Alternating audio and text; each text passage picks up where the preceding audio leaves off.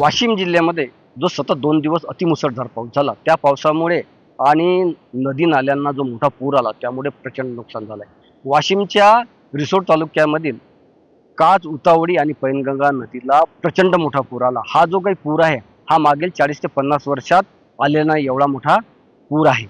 आणि या पुरामुळे जी काही शेतजमीन आहे, ती पूर्ण मातीसह, जी काही सुपीक माती होती त्यासह वाहून गेलेली आहे. आणि ही जी काही शेतजमीन खरडली, म्हणजे यामध्ये शेतकऱ्यांनी नुकतंच खरीपाचं पीक पेरलं होतं, सोयाबीन, तूर तसेच इतर पिकं. मात्र निसर्गानं जो घाला घातला, त्यामुळे ही शेती पूर्णतः उद्ध्वस्त झाली आहे. या सर्व शेतीचे वास्तव पंचनामे करण्याची गरज आहे, कारण हा शेतकरी आता या मोठ्या संकटातून उभारी घेणं शक्य नाही, कारण शेतजमिनीचं प्रचंड नुकसान झालंय. माझ्या समेत काही नुकसानग्रस्त शेतकरी आहे, ज्यांचं या अतिपावसामुळे आणि पुरामुळे नुकसान झाले आहे. मला सांगा दादा, किती नुकसान झालं? नुकसान साहेब 100% झालं नुकसान. नुकसान म्हणजे अति असं झालं की ना, एवढी जमीन खरडली की अति नुकसान झालं. त्यात लगे अशा नाल्या पडल्या मोठमोठ्या, कारण टाल्याच्या गाळ जरी टाकला तरी ती नुकसान आमची भरपाई होऊ शकत नाही. म्हणजे शेतजमीन जागेवर येऊ शकतच नाही आता. हो, असे नुकसान झालं. मला सांगा दादा. 100% वर नुकसान झालेलं आहे. नुकसान म्हणजे कमीत कमी एक पिढी तरी जमीन जागेवर येत नाही, इतकी नुकसान झालेलं आहे आमचं. हां, खूप गड्डे पडले. आतापर्यंत आता आम्ही मेहनत केली, त्या जमिनी लेवलवर आणल्या होत्या आतापर्यंत. पण या कालच्या या पाण्यानं म्हणजे इतकं नुकसान झालं की 101% म्हणजे 110% नुकसान झालेलं आहे. हां, ती न भरणार नुकसान आहे. दादा मला सांगा, तुमची ही शेतजमीन या पुरामध्ये वाहून गेली, प्रचंड नुकसान झालं, काय सांगा? जमीन म्हणजे पेरली की पाऊस झाल्यामुळे ते पूर्ण खरडून गेली. खरडून गेल्यानंतर आता ती आम्ही कोणतीच पेरणी करू शकत नाही त्या जमिनीत. आणि पेरायला साधन नाही आमच्याकडे, उपलब्ध नाही काहीच. आता तुम्ही पेरू पेरू शकत नाही आता. मला सांगा, या भागामध्ये शेतीचं प्रचंड नुकसान झालं, तुम्ही सगळी पाहणी केली. अगोदरच शेतकरी मेटाकुटीस आलेला आहे.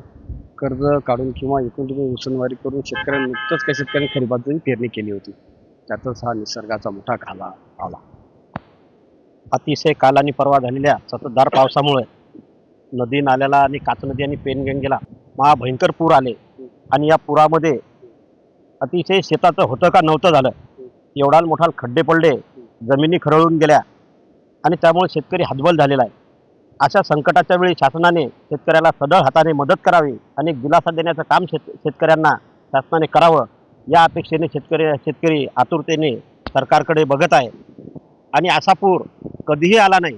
नदी नाल्याकाठच्या मोटरी गेल्या, पाईप वाहून गेलेत, काही गुरंढोरं वाहून गेलेत आणि खूप मोठा खड्डे जमिनीमध्ये पडले. ह्या जमिनी दुरुस्त करणं सुद्धा शेतकऱ्याकडून शक्य नाही.